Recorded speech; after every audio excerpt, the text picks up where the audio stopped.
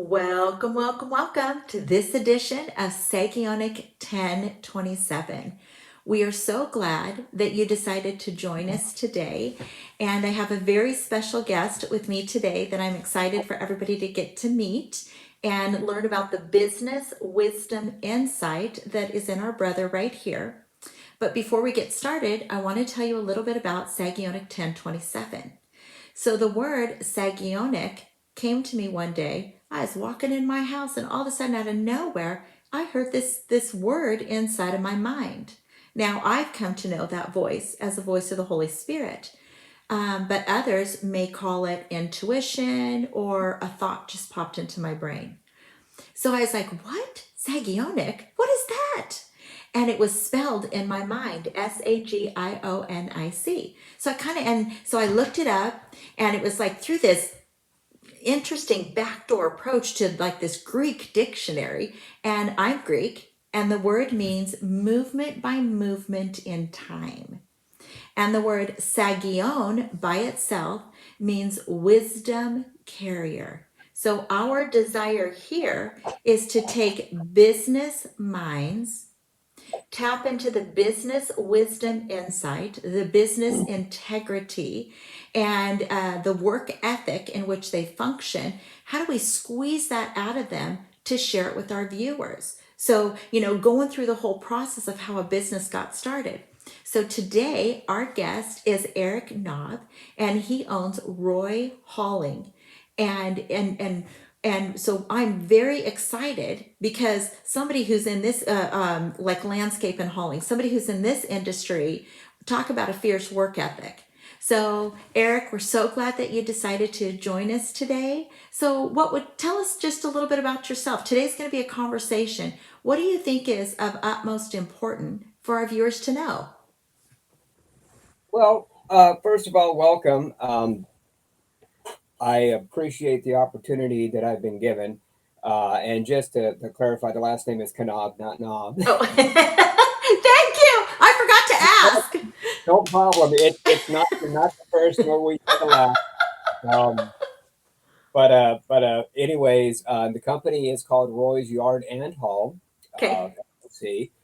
And as far as to tell you a little bit about me, I was born in California, Monterey to be specific, and family moved me up here to Oregon in about 1974, that I believe. And so I had as normal of a childhood as anybody could imagine. Of course, it wasn't perfect, and no families without dysfunction. I firmly believe that. And so I went to work the day that I turned 16, and I never really looked back. It's been full on, full throttle from there out.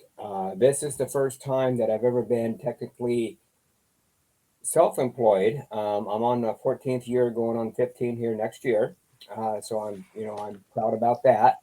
And but the difference I think is for the majority of my working career, I've always been in the area of customer service and or sales. But more importantly, I've been always been blessed with the opportunity to basically work unsupervised. And so what doesn't fit with me really is to be working situation to where there's a ceiling, to where there's only so far you can go, only so high you can go, and then you're done. You're not going to do any more. You're not going to get any better because you've reached the top. I don't want the top. I just want to be limitless to where I could go, where I can take it. We got to pause there for a second because this is so good. That is that's like revelatory knowledge for some. Okay? Like where like somebody else telling you what you can and can't do or who you can and cannot be, right? So like can we delve just a little more into that cuz this is intense. This is good.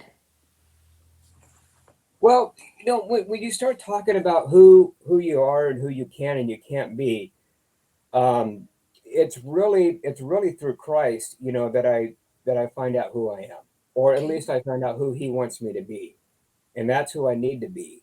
I could work at this landscape maintenance thing for the rest of my life, and then really it doesn't amount to anything. It's relatively irrelevant because that what I do in my company is what I do in my company. It's not really who I am. So what I have to do is I have to really be who I am no matter what I do. And then if I do that and follow His will, my path is always laid out and I'm always protected and I never have to worry about anything. Yes, very good.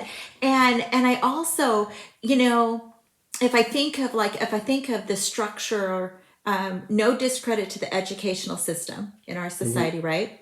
But if I think of the structural system there, you've got, or okay, forget the educational system. Let me just think of grandkids, right? I've got grandkids, one that is technically driven, one that's let's turn everything into a party, one that has this fierce work ethic that will, she's the runner in the family, right? So if we think of just the different thing, but if we take, now I'll tap back into the educational system.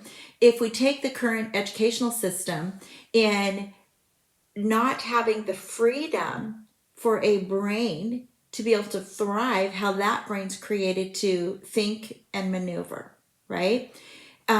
This is why it's important to have situations like this where somebody shares how they've worked with who they are, right? Um, Kind of lost myself on a tangent there. It's thought provoking. That's what it is. It's very thought provoking to say, I need to work somewhere where there's not a ceiling. So, can Hmm. you go back and share with us when that realization first came to you? Because, tell us about your first job and then when you realized, so kind of walk us through it. At what point did you get, I cannot function with the ceiling? Okay, all right. Well, my first job lasted exactly 2 days. I was I kid you not. Now this I have to give credit to my father, Okay. and his contacts, and my father has a lot to do with the way that I am now, as Okay. as as it should be. But he got me a job at a restaurant in Clackamas because he knew the manager, and so I went into this restaurant, and of course they make you the dishwasher, which is okay. But you see, at the time, the sink was stopped, so you had to siphon it every time it got full. The dishwasher was broken. You had to hold your finger on the button through the whole cycle, which completely slowed down the whole process. And at the time, I wasn't strong enough to lift a garbage can into the dumpster. I had to have help. Okay. And so that, of course, takes labor away from other functions in the restaurant and it doesn't flow. But, so after 2 days, the manager re- um, was really careful about in conscious of my feelings and I had to finish his words for him. I said, in other words, I can't work here. And he goes, no. And I'm thinking, oh, thank God. So, anyways, going forward, I ended up going across the street and getting a job at this pizza restaurant, of which I spent 7 or 8 years in that industry. And it was an amazing experience. I had a mentor that worked with me in that business for about 7 years, and I love him dearly. He's taught me a lot. And then what happened in that industry is people started installing confidence in me to let me have little leadership positions, not like manager, not like running the store, not, anything like that, but let me be in charge of this, that, or the other, maybe be in charge of the kitchen for a night to make sure operations are going the way that they should. And that's where I started to learn delegation and how to assemble teams and how to come up with a direction that we're going to make sure that we continue to go that direction. And so then I got birthed to me, one day I'm gonna own my own pizza restaurant. So Okay. That's been a dream of mine for as long as I can remember, or at least own my own business. Okay. I thought it would be a pizza business, but ended up being a landscape maintenance business. And so, in some ways, I feel that I have fulfilled my dream.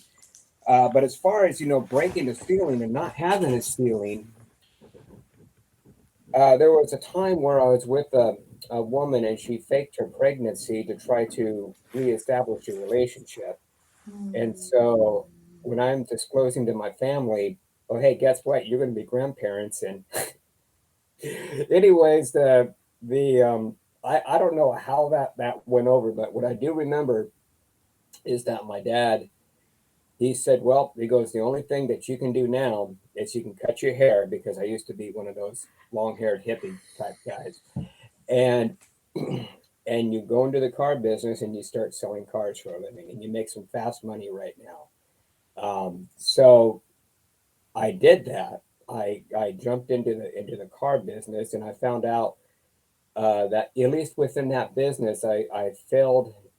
Well, I didn't fail miserably, but I'm just not. I just don't. Not to go into that industry, but there's a lot wrong with that industry, in my opinion, as far as ethics, Okay. and it just isn't. It just isn't very pleasant. But one of the things that they do teach, as they do teach in all sales, and I've tried many different facets of sales, is that there is no ceiling, there is no stopping. I mean, you can keep going. There's never the end is never there. There's always more, there's always bigger, there's always better. So you don't have to put any limitations on yourself. I can go as far as I want, Yes. or I can stop. You see, it's up to me what I want to do. You know, Yes. Yes. so and so that's kind of what I mean by no ceiling. And it does take a lot of discipline to be able to exist in that kind of a mindset. So That's great. And you broke it down, and nothing says you're not gonna have that pizza thing, that pizza industry. No, because you're young. Your life's not oh over. You're oh yeah, young. oh no, oh no. How old was that guy that started KFC? 75. Yeah. Look what happened there. Yeah. So Yeah. So can you tell us how do you stay influential in this industry when there is so many out there? Can you give us your pointer tips on how you stay out there? well, I'll start by saying, it doesn't matter what you do. There's always going to be 10,000 people doing what you're doing. So there is, it says in the word, there is nothing new under the sun, right? Well, Okay. that is absolutely true. I'm not coming up with anything. You're not coming up with anything. Anything anybody comes up with that they think the newest, latest, greatest, wonderful thing in the world, no, it's already been done. Number one, all you're doing is you're repackaging it Mm. in your words, in your way, and then hopefully that comes for the betterment of humanity. And so, as far as what keeps me going is number one, to understand that, Okay. and number two is not to worry about anything except for kind of like what you're doing.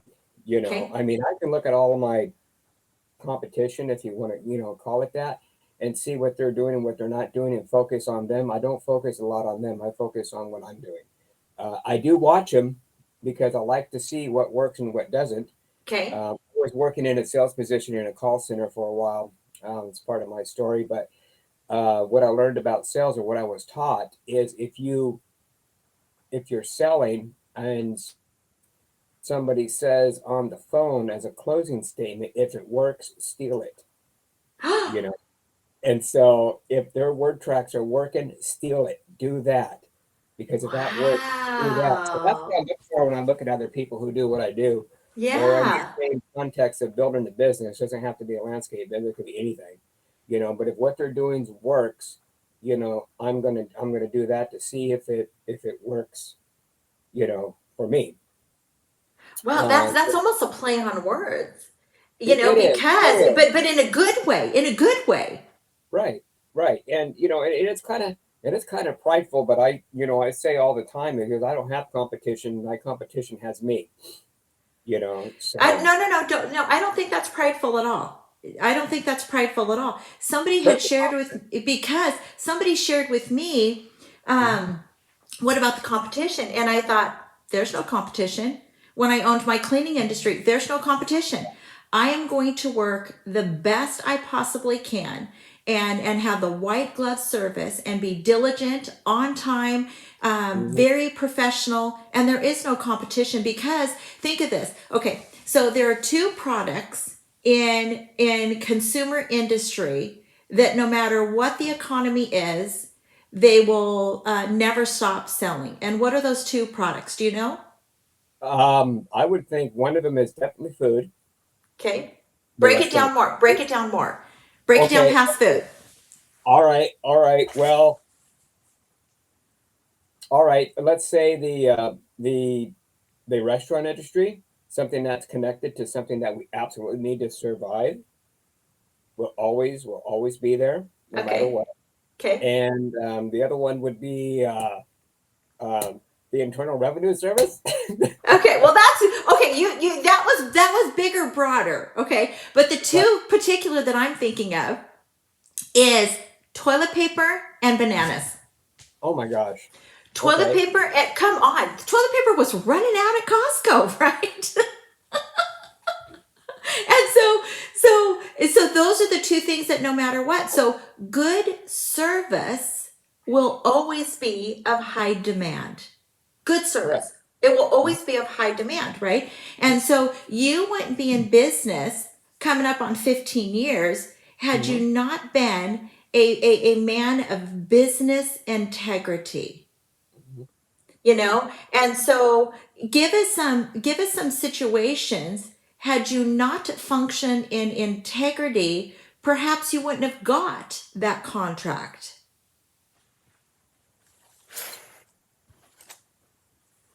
Well, um, I've been doing this. I learned a very valuable lesson when I was working for somebody else, and it was all about reviews, online reviews, and I was taught to never, ever, ever ask for a review, and I haven't, and I won't. Okay, if somebody feels inclined to leave me a review, by all means, you can do that, and it's elementary. It's very basic how to do Yeah, reviews. yeah. But anyways, my point being is I see a lot of people trying to coax people to leave them a review so that they could in turn embetter themselves. And then an example of, like in the automobile industry, they send out surveys after you buy a car, and so Yeah. their expectations is that you get 5 stars each and every time. Otherwise, your life is over. So, in order to do that, what you have to do is you have to coax these people, and you have to buy them off basically Huh. to give you that review. Now, I've never, ever, ever agreed that because, and then your reviews, they're not genuine, they're not true, and they're not honest. And that's what people make a decision based on their own good judgment on, I believe. And Okay. so I may not have like thousands of reviews or hundreds of reviews, but I do have them across 5 or 6 different platforms, and all but one are 5 star, and that's because of the integrity that I have and that I put forth, to the customers. And so while I know that I'm not going to ever ask you for a review, but I'm going to assume you're going to give me one. So I want to make sure that the transaction goes in a way to where I will get a favorable review from you. And so when other people look into that, they're much likely to hire you, and so without that type of integrity, I believe it would work against you when you're trying to say close the big contract or close the big deal. You Okay. know, all I have to show for myself is what I've done. I Okay. can tell you I can do everything in the world, but unless if I can show you what I've done, why should you believe me? And also, Eric, what would you say the strongest referral would be? The Word of mouth. strong, Word of mouth. absolutely. Word of mouth. Word of mouth. And so the reviews are not the same as somebody saying, "Oh my gosh, your yard looks amazing," or "Wow, this is like a professional Mhm, estate," right? mhm, That word of mouth is going to carry weight. mhm.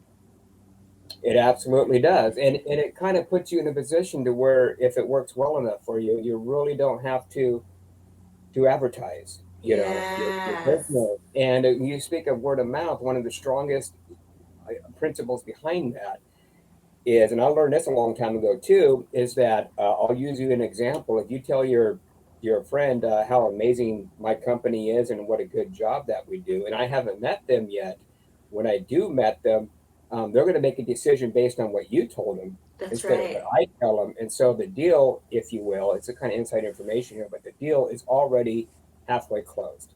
And so That's right. That's right. I don't have to put as much effort into it because you've already done the job for me. Wow, that's good. That's good. That's like free advertisement. And It is. yet it came at the cost of continuing to function in integrity.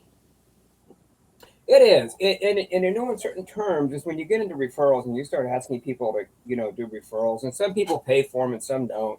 Some Okay. people gift them and some don't. I mean, I have gifted people who have referred me, Okay. clients that have Yeah. ended up being very good clients, and I just do that out of my heart as an appreciation for Yeah. thank you. But I don't outwardly say, "Hey, do this and I'll do that for you." But Yeah. what you're doing is when you're doing that is you're getting other people to work for you for free in essence. They're the ones Yeah. out there getting your clients for you in essence, which is not, if it's done out of love, I believe in it because I do it for other people just out of the love of my heart. I'll Uh-huh. promote it all day long. If I come up with an opportunity to tell somebody how great somebody else is and what they do, and I don't expect anything, in return, so that's part of my way of kind of giving back to the business community. And so, in fact, right now I'm considering Okay. once I get my website rebuilt, that I'm going to take other people in business and I'm going to feature them on a friends and contacts page, and so that they can get just a little more exposure, and just There have you my go. web, That's so wise. just have my web designer put that together, and then just kind of say, I'll be glad to do it. And other people do this, and it said, and so that kind of inspires them to do the same thing. So maybe they can put me on theirs, I can put theirs on mine, and it doesn't cost anybody anything, and you get more exposure, you get your name out there more than it Well, you already know is. what, Eric? That's the same as like if in my front hall closet, I've got a poster up when Mhm. a child, one of our last children, was in the cheerleading industry and they contacted us and asked us for sponsors, right? So on this poster came the sponsor's business card. And this is what you're doing in a different approach okay, now truth be told, I'm going to say, Eric, share with others who have businesses or a business mind, right? I would be more than honored to interview them. Because this is about getting the word out there and sharing with other people who are local leaders. You're not a business person if you're not a leader. You're not. Mhm. And if you are a business person and your ethics are not where they need to be, then this could be a thought provoking platform to try to say, let's change our ethics a little. Let's change things up a little. So I don't think it's. I think that's a genius idea, and I would encourage you walk it out ASAP. Walk it out because there's other people. Maybe they don't have the money. Okay, what if they don't have the money to get a website, right? And so you become that platform to help somebody else up, right? Give them the hand up so that Mhm. they can get recognition moving forward. That's a great idea. Great idea. And you froze. I don't know if you can hear, you did freeze. There you Okay, are. I can hear you. On my end, I Oh, didn't freeze, and so all we're good. We're good still because I can right. hear you fine. It's the Zoom thing happening on my end I was telling you about. Yeah. So what else do you think? What else do you think is of importance to like keep in mind? What about like the early phases when you were just getting started out, because it's inevitable that you're going to say something that's going to intrigue somebody so that they too can go out and be their own boss. They too can be in a situation where nobody puts a limit on them. So what else do you think is important to share with those entrepreneurial minds? Well, self-confidence is a big one. Knowing that you can do it, stepping out in faith, taking risk. There's no reward without risk. When I started this 14 years ago, it wasn't even my idea. Um, it was my father's idea. And what I tell people all the time is that salespeople are notorious for having pet projects. Okay, and so, well, my father's pet project at one time was a he was a tax consultant, and Okay. and so as we always want to hand stuff down to our kids, he asked me if that would be it. I said no. I do not want to do taxes for anybody. In fact, I don't even want to do my own. So by all means, you can sell it, you can dissolve it. I don't want it. Yeah. And he did eventually dissolve the business and move on to something else. But Okay. when 2008 happened, I was at the tail end of my career in the sales business of the automobile business. I ended in a customer relation position with them, and so I would be in an office on a computer, and I would go back through their 40 years of customer base and reintroduce them to the dealership, develop a relationship with them, bring them into the dealership, put them in front of a salesperson, and if they buy a car, I make money. And that was not a bad gig, honestly. But it Uh-huh. did go away with 2008, as everybody else's did. And so at that time, my father came up with this screwball idea that he was going to start working in people's yards for a living. We had almost nothing to start, and he asked me if I wanted to join him, because at the time I was unemployed, or mostly unemployed, Okay. and I said I told him, I said, I have no idea if I want to get into this or not. And number one, I don't like doing yard work. Um, Okay.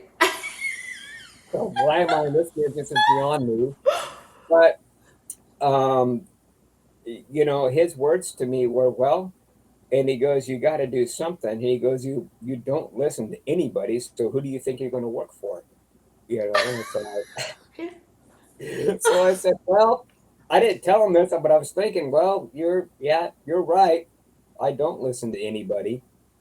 So I did. I jumped in it with him, and we started out okay, but then it became apparent that we're much better working separately from each other. So he would be on one end of it, I would be on the other. I was the one who's starting to build the clientele, and 14 years later, here I am working what I believe to be my calling, through my business. And that's why I believe that it's as successful as it is because I'm able to work his will for me through my business. And I learned a long time ago from Zig Ziglar, was one of my favorite motivators, is that if you give your business to God, and he goes, you watch what happens to it.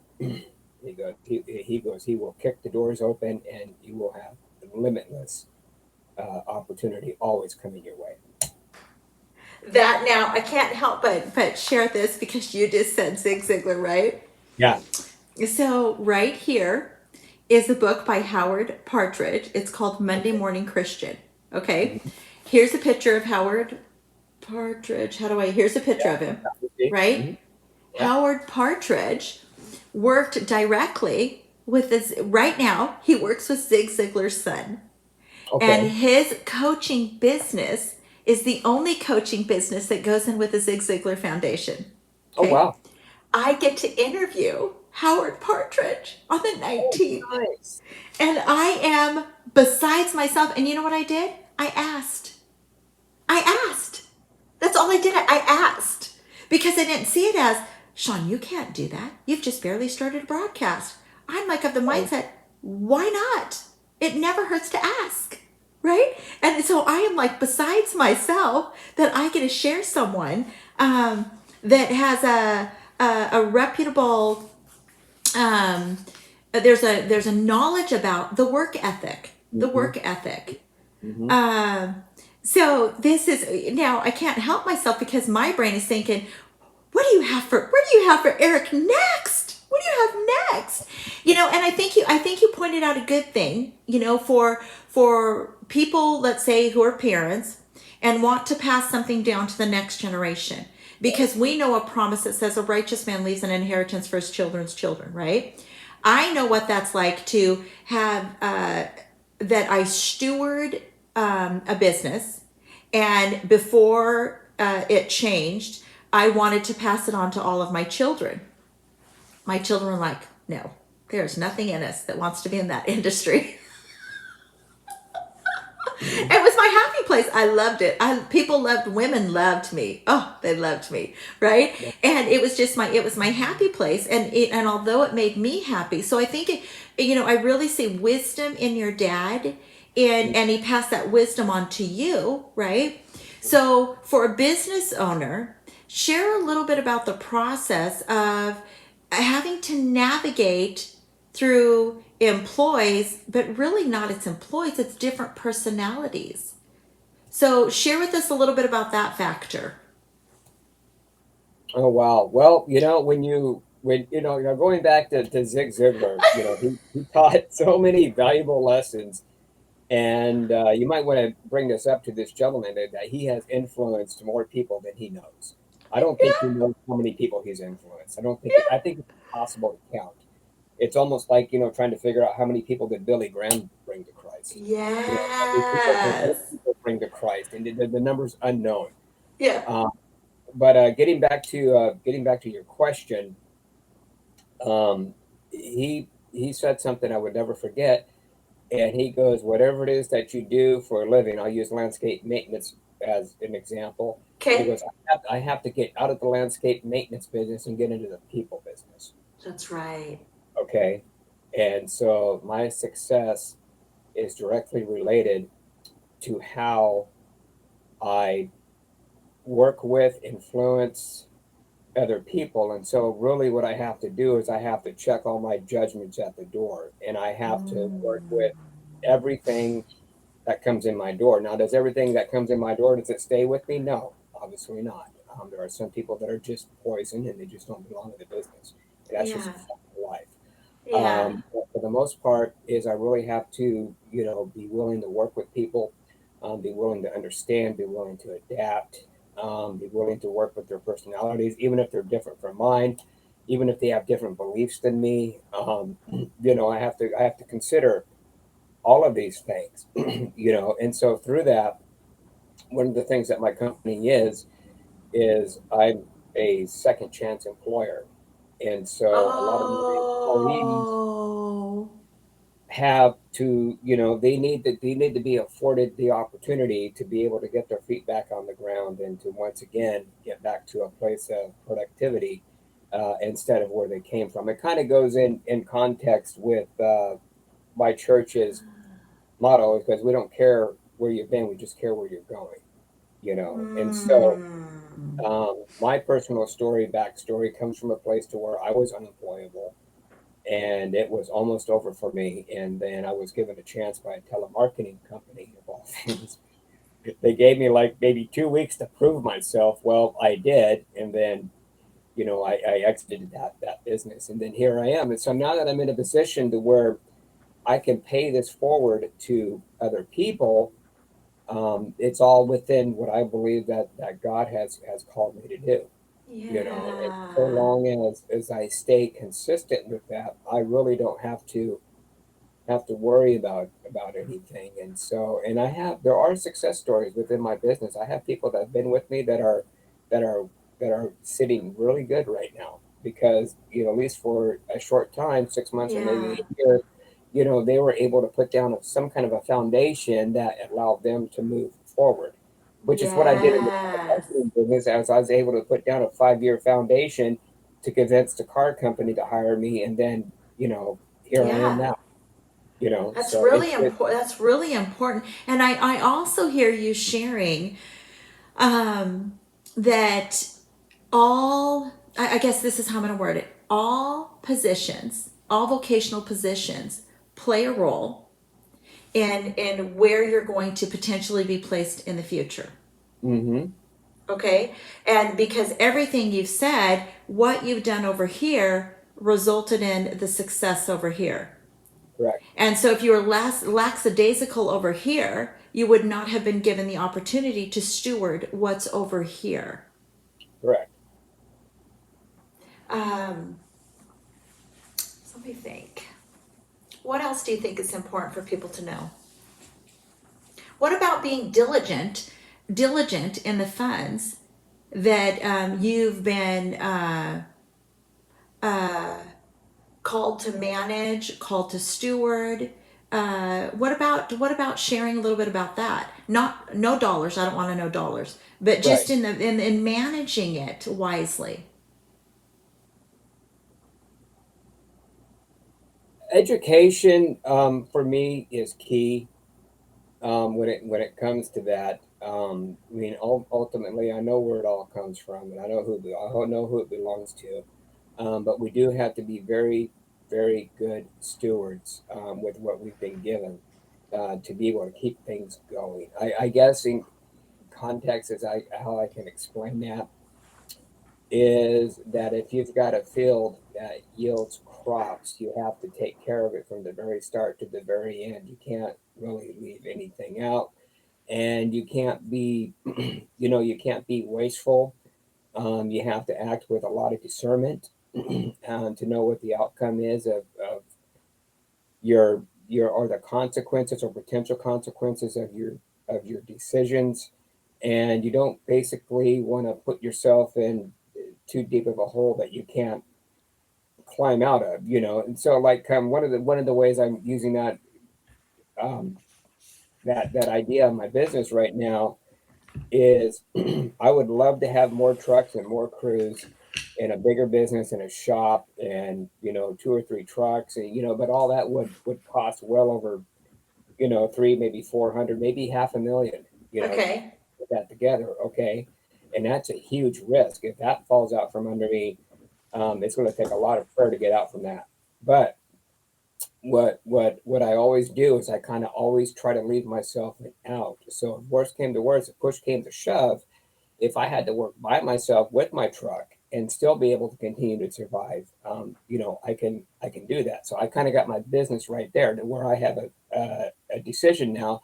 I could grow it, or I can leave it the way it is, or I could step back a little bit and just work it by myself, and I won't end up with a huge loss. Yeah. If you know what I Yeah. mean. So I kind of got Yeah. myself in a place of comfort, which is good and or bad, no matter how you look at it. There's a quote by Stephen Chandler that I like. It's like a comfort zone is a place to rest, not a place to live. And so if I do want to move Mm. forward, I do got to take some risk. I got to step out there. I am waiting for the Lord to tell me to move forward, on that. And when He does, I'm gonna pull the trigger and I'm going to do it. Or if He's comfortable with where I'm at, that's where I'm going to stay. Okay. Um, Okay.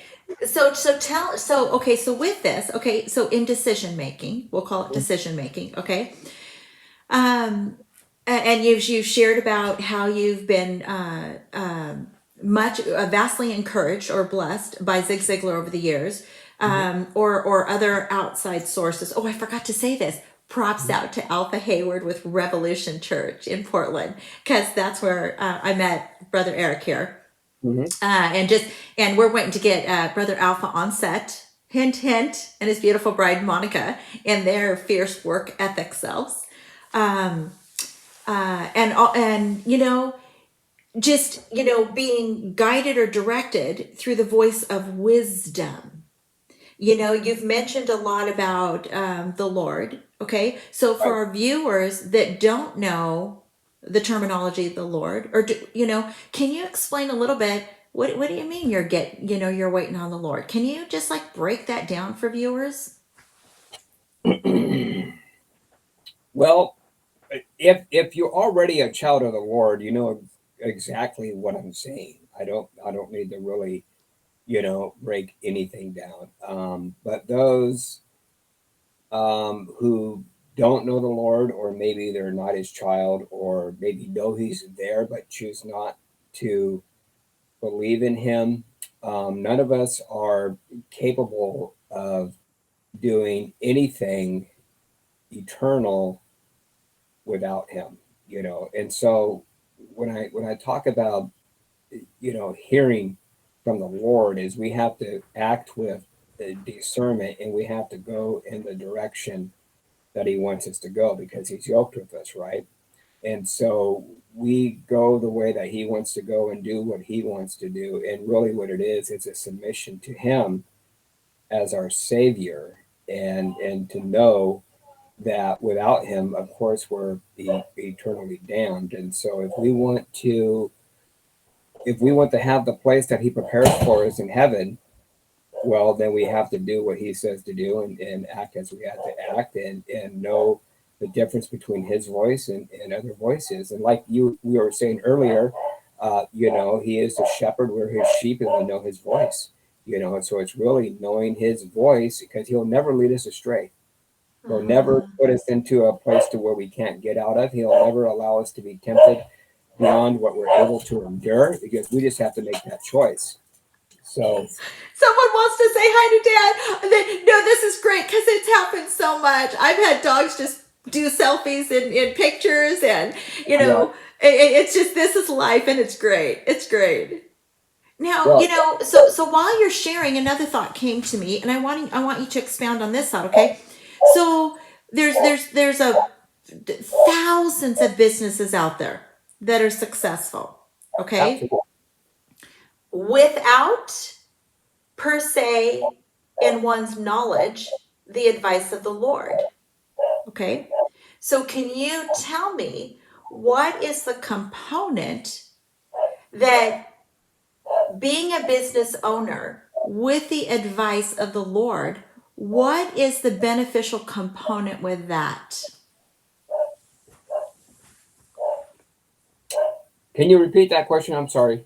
Okay, so there's plenty. It's okay. There's plenty of businesses out there that are thriving and are successful. Okay, so can you tell me, what is the beneficial component about this Lord Jesus God that you speak of being in a form of mental partnership with him, the entity?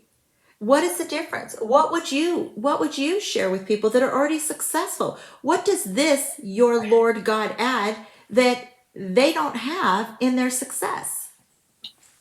From my experience, the law of reaping and sowing exists both within the belief of Lord Jesus and not. Okay. What you plant will grow. Obviously, what you plant, good or bad, will grow. So, but the difference is, where do we want to spend eternity? That's, to me, that's the difference. And so it comes down to a belief system. What do you want to believe? Do you want to believe that when we die, do we turn into worm dust, or are we going to be of Jesus, or we're not going to be of Jesus? And so knowing that, what I believe that Jesus wants us to do is he wants us to share him with people. It's the Great Commission, right? It doesn't mean go out there and beat people into believing for him, but it does tell us to go out there and share him, and who he is, and how he is, and how good he is. And without him, you face eternal separation from him.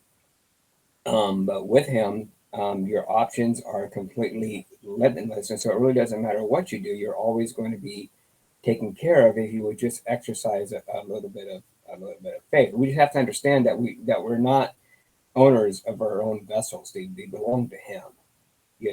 And so just to understand that He is the Creator, and that we are what He created, and that we really kind of work under Him to let the world know that He is the one that created the earth and everything in it. Furthermore, it's sharing the good news. So So would you say the good news potentially that being a CEO or a business owner and having that close, pure, intimate relationship with the Lord, that one would be given peace or joy or contentment or strength, Mm-hmm. right? Because there's a verse that says, may you be carried from strength to strength until you see the Lord. Mm-hmm. And just the inner peace and confidence you shared a little bit about back in 2008, okay, and now you've weathered through the pandemic. So being a business owner who's walked with the Lord, can you share with us how you walked through the last 2 years, and you're still in business, but potentially the reassurance that you had? Well, I believe that the Lord is always going to take care of me no matter what. So long as I'm attentive to Him and hear and listen to His voice, ask for the discernment to decipher Him from other voices. The pandemic, for me, actually, I excelled. In fact, I can't even apply for assistance or grants or what have you, is because I didn't lose anything. I gained, and I gained in a big way. I mean, my business just exploded through COVID, and I can't thank God enough for that. So even through the most of negative situations, there has been, at least for me, there has been good. And Yeah, so that's a valuable lesson. Is that all things do work together for good for those who are in Christ Jesus. Even if you say fall flat on your face, well, God has another plan for you. that's And then right. and it's just you have to have that faith. And I'll bring up something real quick. I was working with a guy who's a teacher and who teaches a class of a mastermind of other small business owners like myself, to where we can get together and we can brainstorm together and find out how it is that we can grow this business. Okay. Okay. Well, it's a Thursday afternoon class in the middle of the day. I cannot participate in that because that's when I'm out in the field. Okay. Okay. So I had to decline his invitation respectfully. And his response to that declining of the invitation was, he goes, he respects the idea that I can't do it because of this or that. He goes, however, he goes, what I want you to consider, he goes, what happens if something happens to you that prevents you from going out in the field and running your business? He goes, what do you do then? And I honestly didn't respond to him, because the Holy Spirit told me, no, don't respond to this. But what's in my heart is, what happens is that the Holy Spirit continues to take care of me. If something should happen to me, that's what happens. So I don't worry about it.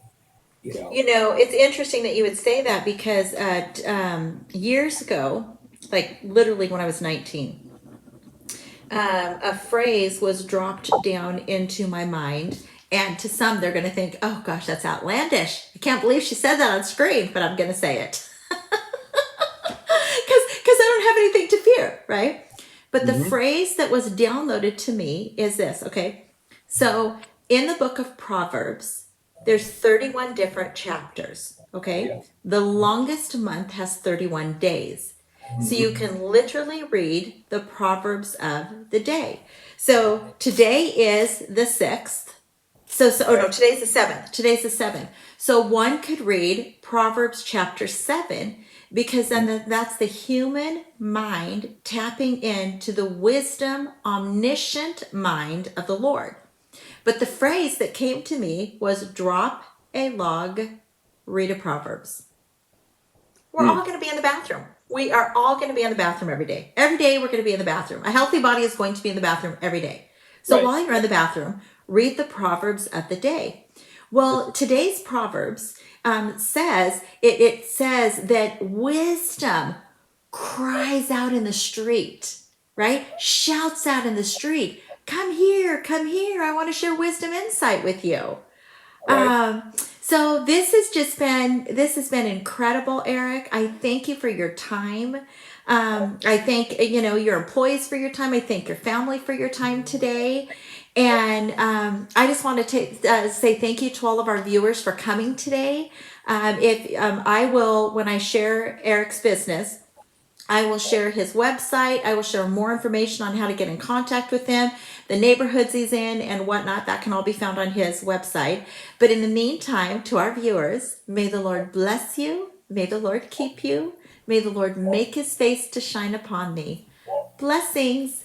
Bye. I'm going to have you stay on for a second, Eric.